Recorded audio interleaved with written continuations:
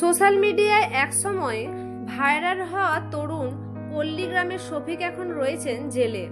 তার বিরুদ্ধে এক তরুণীর সঙ্গে সম্পর্কের জেরে গুরুতর অভিযোগ ওঠে, যার ফলে পুলিশ তাকে গ্রেপ্তার করে এবং মামলা চলে।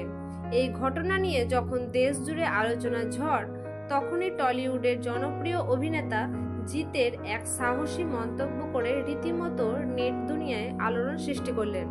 জিত বলেন, তরুণদের ভুল হতেই পারে, তাই বলে তাকে সমাজ থেকে মুছে দেওয়ার চেষ্টা কেন?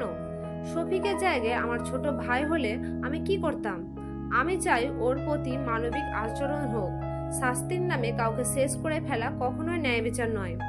জিতের এই বক্তব্য শোনার পর থেকেই সামাজিক মাধ্যমে শুরু হয় আলোচনার ঝড়।